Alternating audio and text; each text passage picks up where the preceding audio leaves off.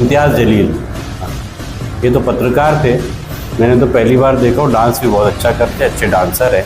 नशे में धुत, कल उसका मेडिकल कराना था, अपने पूरा नशे में बातें कर रहा था। ऐसा लग रहा था कोई घटिया किस्म की शराब पी के भौंक रहा है। और जिस तरीके से उन्होंने बम्बई के अंदर उन्होंने गोवंडी, शिवाजी नगर गोवंडी के अंदर अबू आसिम आदमी साहब के खिलाफ बहुत अजीब टिप्पणी उन्होंने की, वो भी सुन रहा था मैं।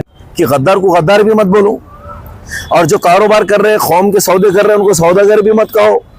जनता को गुमराह कर रहे हैं। उस मजलिस इत्तेहादुल मुस्लिमीन का अपना कोई काम या ऐसा कोई काम नहीं है। जिन्होंने अगर ऑटो बेचकर उनके लिए पैसा लगाया, तो आज वो ऑटो बेचकर पैसे लगाने वाले का कुछ घर बना या ऑटो वापस दिया गया या खुद का मन्नत बना दिया गया, ये आपके माध्यम से पूछना चाहता हूँ। ये नागपुर से नशे की हालत में औरंगाबाद में आया जी। और अभी नागपुर के अंदर जो नाखुशगवार वाक़या हुआ, बेकसूर नौजवानों को जेलों में डाला, ये अपने आप को जो बहुत बड़ा सुरमा बता रहा था। ये बुजदिल और कायर कौन सी बिल में छुप के बैठा था। आप बोले ना गाय से हमारी आस्था है, हमने वहाँ आपको समर्थन कर दिए। गाय कोई मुसलमान काटता भी नहीं, कुर्बानी इस पे देते भी नहीं, इसलिए हम खुल के आपको समर्थन करते हैं। गाय पे बंदी होना चाहिए। गोंडी से हटके अगर जरा के लड़ेंगे ना तो जमानत भी नहीं बचने वाली है। अभी एमआईएम ने रास्ते की धूल चटा दी थी। एमआईएम पार्टी अपने उसूलों पे अपने तरीके से लड़ती है। कोई दलाल और एजेंट है कि हमको समझाने की जरूरत नहीं।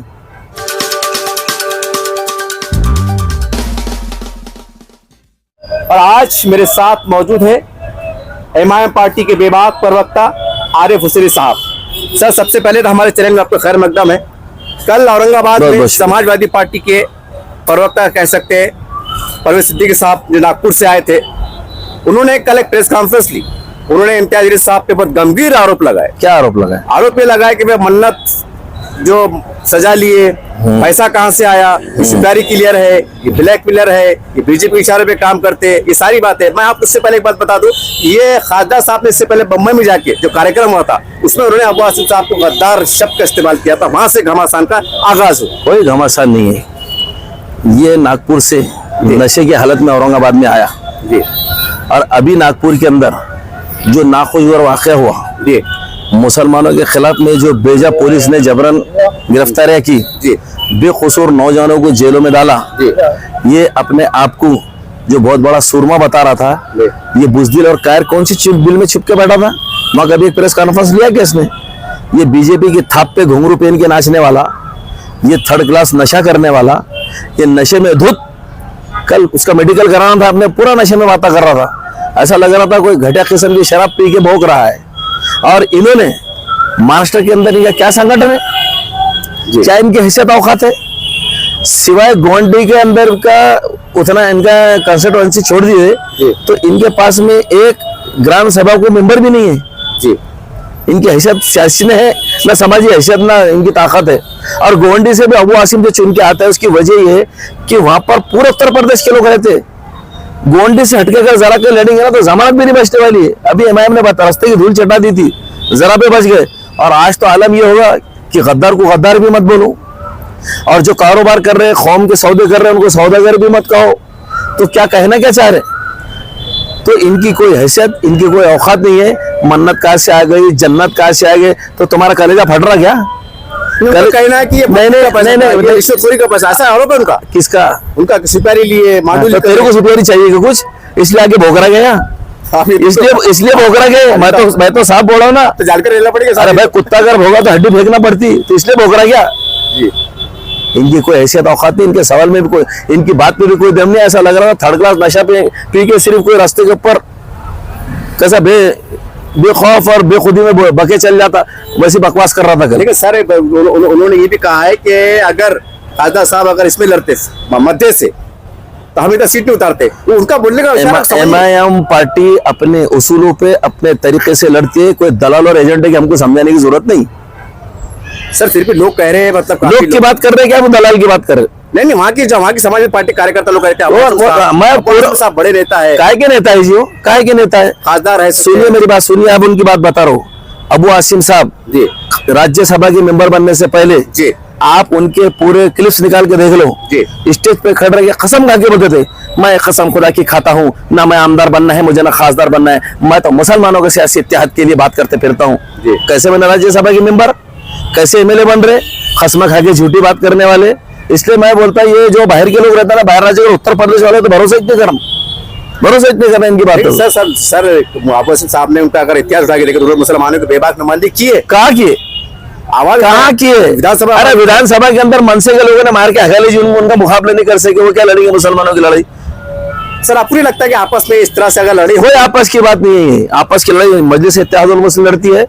दबे हुए कुछ लोग, जितने अगड़ा पिछड़ा जितना अल्पसंख्यक समाज है, इनकी आवाज अगर महाराष्ट्र में कोई उभर रहा है और कोई बात करता है तो इम्तियाज जलील साहब की क़यादत में सिर्फ एमआईएम पार्टी करती है। ठीक है सर, 2 मिनट के वास्ते अगर आपकी बात मान ली जाए कि वो उनका कोई वजूद नहीं है थोड़ी देर के वास्ते, थोड़ी देर के वास्ते सच्चाई है ये। नहीं सवाल महाराष्ट्र की सियासत की सच्चाई है, लेकिन सवाल आप ये- उन पे तबसरा कर रहे हैं जिनका सियासी वजूद ही नहीं है। नहीं सवाल ये है सर कि जब यहाँ पर जब खड़े थे उनका प्रेमिनेंट डॉक्टर गफ्फार कादिर साहब की शक्ल में, ठीक है उन्होंने पायजा उठ ली, जमानत नहीं बची, बात का विषय, लेकिन साहब ये पे सच्चाई है ना कि वही होते खाजा साहब आ रहे। ये देखिए उससे पहले भी उन्होंने कलीम कुरैशी साहब को खड़े करे थे, अच्छा, उनको भी 5,000 वोट मिले थे जी। अब उन्होंने ये बोलते ना कि वो इनको टिकट दिए, इनको भी 5,000 वोट मिले, और इनको 5,000 भी वोट जो मिले वो भी सुन लो जी। अरब बिरादरी ने इनके अरब बैतुल अरब के अंदर मीटिंग लेके इनको समर्थन करे जी करके इनको वोट मिल गए, नहीं तो इनको वो भी वोट नहीं मिलते, वो भी नहीं मिलते। ये तो सच्चाई है ना, हुई थी कि नहीं मीटिंग, नहीं मीटिंग हुई थी तो सर समर्थन करे कि नहीं करे थे, इसलिए वोट मिले। एक सवाल ही फिर इस बात हुई है चर्चा सही के सब मुसलमानों के बड़े आप वासिम साहब, इम्तियाज जलील साहब और भी बड़े जिम्मेदार है, आप ये उनसे- 4-5 लोग बड़े आप सुनिए मेरी बात, उनको तरफदारी नहीं कर रहा आप था। इम्तियाज जलील साहब से उनको मत बुलाओ, सौदा करो। ऐसा पुराने सीनियर है ना सर वो। अरे होंगे सीनियर तो क्या सौदागर नहीं होते क्या? अरे सौदागिरी कर रहे ना, क्या करे आज तक बताओ ना, कौम के लिए कुछ भी नहीं करे। फिर भी सर लोगों का कहना है कि इन लोगों ने अब आपस में लोग- ऐसे किसी को नहीं बोलना चाहिए। ठीक है सियासी बात करो आप, लेकिन इस तरह से गद्दार बोल देना, मक्कार बोल देना, या इन्होंने कुछ बोल देना या उन्होंने कुछ बोल देना, ये कहाँ तक सही है? तो सेना बीजेपी वालों का सुन के अपने अपने दलाला भी मैदान में नहीं उतारना, कौम की जज्बा से नहीं खेलना। 1 लाख लोगों ने वोट दिए, 1500-1600 से हार हो गई, आप जश्न मना रहे, यहाँ के दल्लालों को लाके छोड़ दिए, चांद दल्लाल जो कभी किसी के बुरे में दिखेंगे नहीं, कभी किसी के दवाखाने में दिखेंगे नहीं, कभी कोई परेशान हाल के पीछे इलेक्शन में दलाली करने बराबर आ जाते। इस तरह अगर और मैदान में पूछेंगे तो और सत्यानाश हो जाएगा। अवाम चाहिए बता देती जी, अगर ये 5-50 हजार वोट लेते तो हम समझ सकते थे इनकी औकात क्या है, बोगस वोटा करा रहे, पैसे से वोटा खरीद रहे, इनकी अवाम वोट दे रही है। सर एक बात और औरंगाबाद की राजनीति की बात करूँ, यहाँ पर वेदांत होटल का मसला चल रहा था, उसके अंदर भी सियासी घमासान देखने को मिला। सर वो मामला क्या है, इसके ऊपर आप कैसी निगाह से देखते हैं पूरे मामले को आप? देखिए वो मसला दरअसल ऐसा है कि होटल बिकने को निकली है। अच्छा, अब होटल बिकने को लगे तो कई टेंडरों के अंदर लोगों ने सहभाग करना शुरू करे, कौन लोग खरीदना शुरू करे जी अब उसको खरीदना शुरू करने के बाद में अब कब किसने टेंडर लिया, ऐसा पैसे वालों का खेल है जी। अब किसने टेंडर लिया, क्यों लिया, कहाँ से पैसे लाया। अब बाद में जब संजय राउत साहब ने ये भांडा फोड़े जी और अंबादास दानवे साहब ने जब बात को उजागर करे, जब समझ में आ रहा है कि करोड़ रुपए की हेराफेरी इसके अंदर कैसी हो रही और ये कैसा खेल खेला जा रहा, ये सारा जांच का विषय है। ईडी कहाँ सो रही भाई, इनकम टैक्स ऑफिसर कहाँ सो रहे, जी। इन लोगों ने जागना चाहिए ना। जी। क्या खाली बस जो अपोजिशन के लोग रहते उनके पीछे जबरदस्ती भागते। अब यहाँ 68 करोड़ 70 करोड़ रुपए की कोई होटल खरीदे, 150 करोड़ की होटल, और जो लोग जो टेंडर परचेस करके जो टेंडर के अंदर कॉम्पिटिटर है जी। जिनको ये होटल का टेंडर मिल गया है खरीदने का, उनकी आईटी रिटर्न मेरे ख्याल से 29 लाख रुपए है। तो मेरा आईटी रिटर्न जब 29 लाख है तो मैं 70 करोड़ की होटल कैसे खरीद रहा? मेरे पास ये पैसा, काला पैसा आया कहां से? मोदी जी ने जो काला धन लाया तो बांट दिया गया लोगों को आपस में, ये चक्कर क्या है? सब जांच का विषय है। आईटी डिपार्टमेंट ने और ईडी डिपार्टमेंट ने इसकी पूरी जांच करना चाहिए और पूरा दूध का दूध पानी का पानी करना चाहिए। सर इससे घट के सवाल ले लेते हैं। औरंगाबाद के अंदर कल हमने देखा कि कबाड़ीपुरे के अंदर, इसके अंदर आज की अखबार की रिपोर्ट भी है, 86 जो तो गायवंश के जानवर पकड़े गए। सर ये कितनी गलत बात है कि हमारे उलमा इकराम, सियासी लीडरान, बड़े बड़े जिम्मेदारान बड़ा अदब एहतराम से अपील कर रहे हैं, उसके बाद इस तरह की हरकत में आना, ये ऐसी हरकत हो जाना, क्या आपको लगता है कि इससे हिंदू मुस्लिम नफरतें बढ़ेंगी? नहीं, हिंदू मुस्लिम नफरतें बढ़ने का सवाल नहीं साहब। देखिए ये जो गौकशी का और ये जो चल रहा मामला, जी इसका जो एक्ट है गौवंश हत्या के ऊपर जो पाबंदी महाराष्ट्र शासन ने लगाई वो गलत। गाय के ऊपर लगा आप समझ सकते हैं जी, लेकिन आप बैल पे क्यों लगा रहे? अच्छा बैल पे आपने, अब साहब उनकी आस्था है ना, बैल में गाय की आस्था है तो हेले में क्यों नहीं है, फिर भैंस में क्यों नहीं है? अब अपना ये भी 4 पैर के, वो भी 4 ही पैर के है ना, जी कि भैंस काली और हेला काला है बोल के इसके ऊपर नहीं लगा रहे। हाँ, अरे लेकिन साहब भैंस अलग होती है, ये गायवंश अलग होती है। हम गाय की बात ही नहीं कर रहे, गाय पे आप लगाओ। हमारे पार्लियामेंट पार्टी ने कई बार बोल चुकी कि गाय को आप जो तो राष्ट्रीय घोषित करवा लो गाय को। लेकिन सर अगर वो कहते लेकिन हैं- आप जो बैल के ऊपर लगा रही है आपकी सरासर नफरत है। अच्छा मेरे को एक बात बताइए, जी आप कल पकड़े रेड हो गई जी क्यों हुई? बंदी है बोल के। बंदी क्या गुट पे बंदी नहीं है क्या? गुट के बंदी है ना? सर ये धार्मिक एक मसला मिनट, है, अभी नहीं, काय का धार्मिक मसला है ये? धार्मिक मसला है सर ये। अरे बैलों को पकड़ना कौन सा धार्मिक मसला है? ये कुछ भी नहीं है धार्मिक मसला। सुनिए अब मेरी बात, बंदी गवर्नमेंट ने बंदी डाल दी। जी गांजे पे बंदी है, गांजा बिक रहा। जी बम्बई मटके पे बंदी है, बम्बई मटका चल रहा। चरस पे बंदी है, चरस बराबर बिक रही। जी। मेरे को बताइए, ये बटन जितने भी मेडिसिन के नशे होते इसके ऊपर बंदी है, धड़ल्ले से बिके। ये चीजों का सर, गैर कानूनी नहीं मामला है, धार्मिक मसला अलग है। नहीं धार्मिक नहीं, आप घींच के धार्मिक में लाओ मत इसको। कोई धार्मिक मसला नहीं है। गाय के ऊपर पाबंदी आप लगाओ, हम उसके फेवर में है। ठीक है, गाय से अगर आपकी आस्था जबरदस्ती जुड़ती है जोड़ा लो। जी आप गाय को माता मांगते हैं मान लो, जी हम आपकी आस्था के साथ खड़े हैं, हमारा वहां विरोध नहीं है। लेकिन तुम बोलेंगे अब हम हेले पे लगाते, अब हम गाय पे लगाते, इस पे बैल पे लगाते, और अब हम जो तो भैंस पे लगाते, तो क्यों लगा रहे? और इतने अब हो गई ये बात। जी आपने बैल पे लगा दिए, जी। गाय पे लगना चाहिए, हम खुद उसको मानते। जी अभी अपने पास में यहाँ से आप जाएंगे बिड़किन रोड के ऊपर, जी बिड़किन पे जी बहुत बड़ा बूचड़ खाना अलाना का चल रहा। जी। चलो कब बंद कर रहे हैं उसको? वहाँ क्या कटता सर? बोलो आप बोलो ना, आप जितनी थोड़ी इंफॉर्मेशन दे रहे हैं आप। बूचड़ खाने में क्या कटता? अब आप बोलो ना, अब हो सकता है वहीं कट रहे होंगे, हाँ और क्या कट रहे होंगे? मुझे क्या मालूम सर। अब आप बोलिए, मुझे अच्छा, इंफॉर्मेशन नहीं है। नहीं बैल से आपको प्यार हो तो हेले से नफरत क्यों कर रहे? भैंस से नफरत क्यों कर रहे? उसको भी खाला चच्ची कुछ मानो ना, लगाओ ना उसमें बंदी, साहब करो बंदी उसके ऊपर। धार्मिक मसला है, धार्मिक कोई धार्मिक मसला नहीं। आप घड़ी घड़ी आपको मालूमात ही नहीं है तो आप बोलो मत। क्या धार्मिक मसला है आप बताइए? कौन सी गीता में लिखा हुआ है, कौन से श्लोक में लिखा हुआ है? बोलिए आप मेरे को पढ़ के बताइए, फिर आप धार्मिक मसला है बोलोगे। मसला ही है सर। आप आस्था से जोड़ रहे हैं, हम आपके आस्था कई साल से कायनात को सुना। नहीं, वो सब गलत बात है, पाखंड की बात करो मत। वो जैसा वो भोगते फिर रहा था अभी एक बीच में, जी जी ये ऐसी बातों में कोई दम नहीं। आप बोले ना गाय से हमारी आस्था है, जी, जी। हमने वहां आपको समर्थन कर दिए। जी। गाय कोई मुसलमान काटता भी नहीं, कुर्बानी इस पे देते भी नहीं, इसलिए हम खुल के आपको समर्थन करते हैं। गाय पे बंदी होना चाहिए। सर, उसके आड़ में फिर नफरत की राजनीति जा रही है। कोई नफरत की राजनीति नहीं है मस्जिद आ जा रहा है, अरे मस्जिद आ भैया जा सुनो रहा है। आप मेरी बात सुनो। कल कितने बैल पकड़े गए यहाँ? 86 के आसपास से बताइए। 86 पकड़े गए। कहाँ लेके गए? ये गाय गौशाला में लेके गए। गौशाला में ले गए। वहां से कहाँ जाने वाले? ये अब जी क्या मालूम सर इसके। अलाना गौशाला, ये सर, सीधा। आप इतने एतमाद से कैसे कह रहे हैं? अरे भैया इनकी रिपोर्ट है सेंट्रल गवर्नमेंट के SRS की कि गौशालाओं से जो तो बूचड़ खानों को जानवर सप्लाई किए जा रहे हैं। आप कौन सी दुनिया में? मैं स्टडी करके बात कर रहा, हम बात थोड़ी कर रहा। सिंगल रजिस्टर्ड सिस्टम का जो रिकॉर्ड है सेंट्रल गवर्नमेंट का, जी। उसमें खुले तौर पे कहा गया है कि जो बूचड़ खानों को ये जानवर, कानूनी रिपोर्ट है। हाँ मैं क्या हम बात कर रहा कि फिर तो उन्होंने कहा है कि गौशालाओं से वहां पर जो है तो ये पेश किए जा रहे हैं। आप यूट्यूब जाओ, गूगल के ऊपर पता चल जाएगा। सर सवाल ये है, एक तरफ मंदिर की बात होती है, मस्जिद की बात हो रही है। सर, इस ऐसे नफरत के माहौल में कैसे चलेगा? ये धार्मिक मसला है, ये धार्मिक मसला है। मुश्किल आज ये हो गई है कि जो धार्मिक लोग है वो सियासी बात कर रहे हैं, और जो सियासी लोग है वो धर्म की बात कर रहे हैं।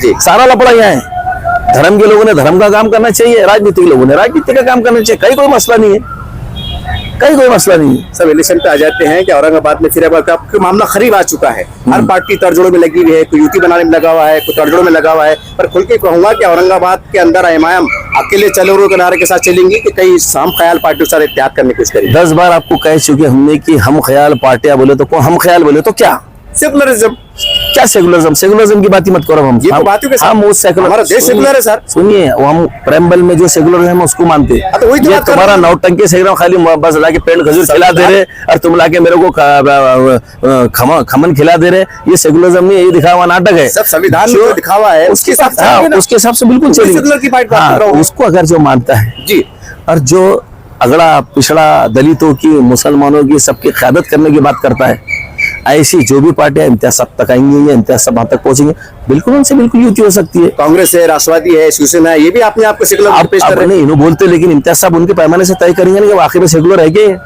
वो तय करेंगे तो बात करिए। मतलब आपका बोलना है कि ये पार्टी ने सबके पास आ, मैं ये बोलना चाह रहे हैं आप? भाई, अब अगर आपको जरूरत है तो आइए। साउथ इतनी बड़ी पार्टियां हैं, उनके मुख्यमंत्री फिर आप क्या हैं। चाहते हैं? नहीं आप क्या चाहते हैं? कि मुख्यमंत्री कहाँ मुख्यमंत्री है उनके? भैया अपने अपने नहीं कैसे है? यहाँ कहाँ मुख्यमंत्री है उनके? भैया अपने महाराष्ट्र में एक आमदार है। ठीक है साहब, तो वो हिसाब से उनको ताकत के हिसाब से काम करना पड़ेगा साहब। तो ठीक है ना, कर रहा ना, फिर आइए आप। अगर आपको जरूरत है तो बात कीजिए, नहीं है तो हम अपने एजेंडे पे काम करेंगे अपना। अपना अगर खत सियासी छोटा है सर, तो आपको तो अपने को पहल करना पड़ेगा। नहीं आपकी नजर में छोटा है, हम लोग अपने आप को छोटा मानिए। क्यों छोटा मानेंगे? ऐसा कौन सा समाज का इशू जो एमआईएम पार्टी ने उठाती है? वो बात मानते हैं। खत्म हो गई बात। फिर उसमें कांग्रेस आती क्या? गई कांग्रेस छोटी हमारे सामने। अगर जनताओं के इशू को आप नहीं उठाते, अगर जनताओं के इशू से आपको सरोकार नहीं है, और अगर आप पब्लिक के मुद्दों को नहीं उठाते, काहे के बड़े आप? बड़े हम हैं जो हर इशू को उठाते। सर फिर ये वो चुनवा ना, कुछ वोट ये ले लेंगे, कुछ नहीं होता, कुछ नहीं लेते हुए थे। पिछला इलेक्शन भी हुआ, 26 हमारे चुन के, 8-10 उनके चुन के आए। अगर उनको वाकई में अगर सेकुलर ये फिरका परस्त ताकतों को रोकना है, आगे बढ़ना चाहिए, और अगर उनकी मदद करना है तो अगले अपनी कौड़ी फिर कूदाना चाहिए। सर मैं सोशल मीडिया पे हमने फेसबुक पे देख रहा हूँ कि खाजा साहब पे आरोप लग रहे हैं कि उनका जो ऑफिस है उनका, तो बोलते हो ऑफिस नहीं, 3 बार तुम 3 बार मेरी आपकी इसके ऊपर बातचीत हो गई है। वो मक्कार घटिया लोगों के सवाल है वो, और प्रूफ है तो आज तक कोई लाता नहीं। अब मैं बोलूंगा जिसने सवाल करा वो तो गाजे बना जगह पे एक बेवा की जमीन पे बैठ गया, एक यतीम का माल उसने खा गया जी। जो ये सवाल कर रहा है, जैसे लोग सवाल करते जी, वो डाकू अपने डके दिए बैंकों में, डाके डाल के बाल बत्ते बनाए हुए, तो मेरे पास कोई प्रूफ है क्या? सर खुला सवाल है, खाता साहब ने उसके क्लियर करना चाहिए कि सर मैं कर रहा हूँ ना। अरे क्या मैं कर रहा हूँ ना, मैं पार्टी का जिम्मेदार आदमी कर रहा हूँ क्लियर। आरोप उन पे लग रहे हैं ना। कोई इतने खोल लगा रहा, नाम बोलो। फेसबुक व्हाट्सएप पे देखो आप खोल के। देखो जी, मैं इनकी कोई ये बात है, कोई दम नहीं है। फेसबुक व्हाट्सएप अगर क्या है, फुकड़ का मिल गया ना, धन हाथ में, तो कुछ भी फेंके चल जा रहा है उसमें। जिनकी हैसियत औकात नहीं है वो क्या करते हैं, बड़े बड़े लोगों के नाम लेते अपने लाइमलाइट में आने के लिए। वैसे ये नागपुर से कल ये बेवड़ा नशेड़ी आया था लाइमलाइट में आने के लिए। सर ये अफवाह भी चल रही है कि इलेक्शन आ रहे हैं तो बहुत से लोग आधी ज्यादा गुट के अंदर प्रवेश करने वाले, बंदखोरी होने वाली है। देखिए अफवाह ही है, हो सकता है, मुझे भी नहीं मालूम। हमारी पार्टी एमआईएम पार्टी जी पूरी तरीके से हर सियासी फैसले को, हर नुक्ते नजर को, हर पहलू से देखने के बाद ही उम्मीदवार सेलेक्ट करती है। जी। कोई आके चापलूसी कर लेंगे आप बोलेंगे, कोई आके ऐसे आगेदारी कर देंगे, कोई आके आज प्रवेश कर लेंगे, ये सब कुछ भी नहीं। यहाँ तक बात चलेगी जो पैसे देगा ज्यादा उसको नहीं, इससे पहले हम खड़े आपके सामने 26 लोगों को पूछ लो किसी ने 4 दिया था क्या? ये सब बेकार बात है, काम की बात करो, कोई दम नहीं है बातों में। फिर भी सर कितनी सीट लगाने का इरादा रखते हैं आप? अभी इंतजार चलिए, हिसाब तय करेंगे जैसे जैसे। आप हर वक्त है ना साहब, बोल तो रहा हूँ, फिर आप सुनिए मेरे बीच में बोल दे रहे हैं। हाँ, सवाल ये है कि कितने उम्मीदवार सामने आते। जी जी, उसका पर डिपेंड है। सवाल ही पैदा नहीं होता। अभी जितने उम्मीदवार सामने आएंगे तो उसके अंदर से पूरा देखेंगे उसमें हाईली क्वालिफाइड कौन कौन है, रिप्रेजेंट कौन कौन कर सकता, वाकई में जनता का भी हरदिल अजीज कौन है, किसको पूरे एरिया की मालूमात है, ऐसे लोगों को तरजीह देंगे। और एक बात है सर, एक बार में कम से कम मेरा सर्वे, आप तो प्रवक्ता है, आपको मेरा सर्वे, एक बार में कम से कम एमआईएम से टिकट लेने वाले एक वार्ड के 5-5 कम से कम 5-5 है। तो सवाल आपको तकलीफ नहीं होगी साहब? ये तो हमारी परेशानी नहीं बढ़ेगी। ये तो हमारी पार्टी की सबसे बड़ी सियासी ताकत है कि हमारे पास एक वार्ड से 5-5 8-8 लोग टिकट मांग रहे। अरे दूसरों के दरवाजे पे तो एक भी नहीं है। तो बंडखोरी नहीं है साहब, कोई बंडखोरी नहीं होती। आप क्यों दुबले हो रहे? अरे मैं क्यों दुबले? कोई बंडखोरी नहीं होती इसके अंदर। सब लोग जितने ले रहे हैं लिख के दे रहे, हमको ऑनर हमको नहीं, आप जिसको देंगे उनका काम करेंगे। आपने देखे कि एप्लीकेशन कैसे आते थे, लिख के देते, उसके लिए शरायत भी रहती। शराब हर पार्टी अपने शर्त पर मंशूर के ऊपर इलेक्शन लड़ती, मुकार थोड़ी छोड़ सकते किसी। फिर भी सर एक में जो आवाम के बीच हम भी घूमते हैं, आवाम में चर्चा है कि कम से कम जो भी मुसलमानों के लीडर है, चाहे कोई कांग्रेस के हो, राष्ट्रवादी के हो, समाजवादी के हो, इन्होंने कम से कम आपस में कीचड़ उछाला नहीं चाहिए। पहले मुसलमानों की हालत खराब चल रहे, सोच समझ के बोलना चाहिए, नापतुल के बोलना चाहिए। देखिए आज आपको आप ये प्रवक्ता है। आज आप ये बात जो है ना गलत वक्त पे कर रहे हैं। आज मेरे को आप बताइए, दोनों सीटों का नुकसान हुआ क्या नहीं हुआ? हुआ ना सर। क्यों? तो वो ये जो लोगों ने आके नुकसान पहुंचाए, पूरे शहर में उनको समझाने वाला कोई नहीं था क्या? तो समझाए सर, समझाए ना, समझाए नहीं सुने ना, आगे थे ना धंधे सौदेबाजा करने को। जब जब ऐसे लोग सामने आएंगे सियासी तौर पर उनको खत्म करना पड़ेगा। जब ये मानने वाले अपने जाति मफाद के लिए आते हैं, कोई इधर से हाथ में सूरज बताता, कोई इधर हाथ में चांद बताता, और लोग पागल हो जाते हैं और माहौल खराब कर देते। बात हुई। आज मेरे को बताओ किस दौर से किस हालत से कौम गुजर रही है। बहुत परेशान। आज असद साहब के साथ में पार्लियामेंट में इम्तियाज साहब की सख्त जरूरत थी जी, और असेंबली इलेक्शन लड़ने के बाद में चलो ठीक है, वहां हार होने के बाद में ये दोनों अगर इम्तियाज जलील साहब और नासिर सिद्दीकी साहब अगर आज विधानसभा में पहुंच जाते, आज को आप कितनी राहतें मिल सकती थी। आज वो जो भूखे चले जा रहा है बेखुदी में जी, खुदी में सिंधुदुर्ग से पूरा घर नशेड़ी उसका भूखे चल जा रहा, जवाब तो देते थे इनको। आज ऐसे हालत जो हमारे सामने है उसका मुकाबला तो करते थे। जवाब दिए साहब उनको, विधानसभा में दिए, प्रेस से दिए, जैसा आप बोले ना जवाब। मैं इम्तियाज साहब के रसा साहब की बात कर रहा जी। आप कमजोर और निकम्मे लोगों की बात कर रहे हैं। आरोप लगा रहे हैं। नहीं, मैं इनकी बात कर रहा हूँ कि आज हमको कितनी जरूरत थी असेंबली के अंदर। आपने अपनी जाती अना की खातिर कौम के सौदे करके कौम के 2 कायदों को आपने रोके। मैं ये बताना चाह रहा हूँ। फिर इलेक्शन के अंदर फिर आपस में बहुत देखो फिर आरोप लगेंगे। फिर मैं बोला कौम ये चाह रही कि आपस में नहीं, कौम सब तैयार बैठी हुई आपकी परेशानी में दूर कर देता है कि जो नुकसान कौम ने अभी असेंबली में उठाई जी, और जो लोग इसके जिम्मेदार हैं जी। ऐसे तमाम लोग अगर सामने आएंगे तो कौम इनको रास्ते की धूल चटा देने वाली है। आखिर में जाते जाते कुछ इस ताल्लुक से जो गद्दार कहा गया, इन्होंने ये कहा गया, आवाम की वजाहत के लिए क्योंकि प्रवक्ता है, कोई वजाहती बयान करेंगे 2 मिनट का, 1 मिनट का बयान? देखिए, इम्तियाज जलील सा सियासी खत जी महाराष्ट्र के अंदर इतना ऊंचा है कि अब सब उनके बोने न रहे। जी तो अब इम्तियाज जलील साहब को नुकसान पहुंचाने के मकसद से इनकी सियासत को दागने के लिए कुछ और हम अगर जानबूझकर जबरदस्ती गलत लक्षण लगाने की कोशिश करते। जी इम्तियाज जलील के वालिद साहब इस शहर के पहले सिविल सर्जन थे। जी पूरी फैमिली क्वालिफाइड फैमिली है, जी दूसरों के जैसे नहीं है, रिक्शा चला और जी हस्बे हैसियत शुरू से इब्तदा से जी इन चीजों को, ये जो हिरसुल दुनिया अज़ाबुल मौत की जो सोच है ना, जी, जी। ये ऐसे लोगों के लिए कह रहा हूं मैं जी कि खाली उठा के लक्षण लगाने से नहीं चलता। हम अगर किसी पे आरोप लगा रहे तो उसके अंदर 25% तो भी सच्चाई रहना। देखिए, इस तरह आरिफ साहब से हमारी प्रवक्ता उनसे मुलाकात हुई और 2-3 बात सबने बात रख दी है, कोई बात नहीं है, लेकिन चूंकि हम भी घूमते हैं तो हमसे कुछ कहते हैं तो हमारे पे बन जाता है हम भी जवाब। ठीक है, 2-3 बात तो क्लियर हुई है कि जो मामला गद्दार कहा, इन्होंने कुछ कहा, वो सारी बातें आपके सामने है और अगर नक्शा भी आपके सामने है, नक्शा भी सामने है, सियासी ताकत भी सामने है और यूथ के लिए जो कही गई है कि पहल करना पड़ेगा। इन्होंने वाज़ेह तौर से कहा है कि महाविकास अघाड़ी की जिम्मेदार है, आपको पहल करना पड़ेगा। एक वाज़ेह तौर से, क्योंकि प्रवक्ता है, एक व्यक्ति है, तो हम कह सकते हैं बहुत बड़ी गलती आ रही है कि आपको भी बात रहेगी तो पहल करने का क्वेश्चन में अगर आप ये बोल के पूछ देंगे कि ये बी टीम है, सी टीम है, तो फिर जो होना है और क्या होना है आपको पता है। बस इससे ज्यादा हम कहेंगे